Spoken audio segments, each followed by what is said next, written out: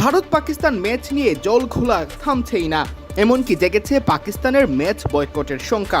Match referee এন্ডি পাইক্রফটকে Asia cup থেকে না সরানোয় ইতোমধ্যে প্রেস কনফারেন্স বয়কট করেছে পাকিস্তান। ম্যাচ বয়কট করলে শেষ চারে চলে যাবে আরব আমিরাত। এশিয়া কাপে পাকিস্তান আছে এ গ্রুপে। নিজেদের তৃতীয় ম্যাচে 17 সেপ্টেম্বর স্বাগতিক সংযুক্ত আরব আমিরাতের মুখোমুখি হওয়ার কথা তাদের।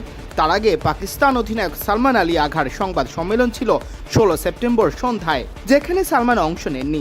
সংবাদ সম্মেলনের আগেই পিসিবির পক্ষ থেকে জানিয়ে দেওয়া হয় পাকিস্তান এই pre match press conference boycott করছে। তাই নতুন করে প্রশ্ন উঠেছে পাকিস্তান ম্যাচটাও বয়কট করে কিনা। সালমানরা ম্যাচ বয়কট করলে অর্থাৎ খেলতে না নামলে আরব আমিরাত ওয়াক ওভার পেয়ে যাবে, সাথে পূর্ণ 2 পয়েন্ট, মোট পয়েন্ট হবে 4। ভারতের পয়েন্টও এখন 4। 3টি ম্যাচ শেষে পাকিস্তানের পয়েন্ট থাকবে 2, তাই আরব আমিরাত ভারতের সাথে উঠে যাবে সুপার 4-এ।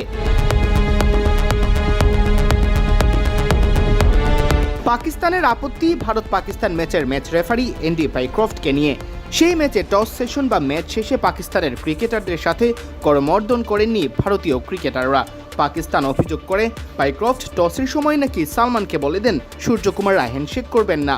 ম্যাচ রেফারির এমন বক্তব্যকে ভারতের বিরুদ্ধে ওঠা ও খেলোয়াড় সুলভ আচরণের পক্ষে সমর্থন হিসেবে দেখছে পিসিবি। তাই পাইক্রফটকে এশিয়া কাপ থেকে সরানোর জন্য আহ্বান করে আইসিসিকে। আইসিসি সেই আহ্বান নাকচ করে জানিয়েছে এসিসি কর্তারাই নাকি পাইক্রফটকে বিষয়টি অবহিত করেছিলেন। ভারতীয় দলের হয়ে ওকালতি করেননি পাইক্রফট। এসিসির প্রধান আবার পিসিবি চেয়ারম্যান মহসিন নাকভি। শেষ পর্যন্ত পাকিস্তান মাঠে নামবে কিনা তা নিয়ে জল্পনা কল্পনা ক্রিকেট দুনিয়ায়। ভারত পাকিস্তান দ্বন্দ্বের জের যে ক্রিকেটে বেশ ভালোভাবেই পড়েছে তা নিয়ে অন্তত আর কারো এখন সন্দেহ নেই। সিয়াম চৌধুরী, বিডি ক্রিক টাইম।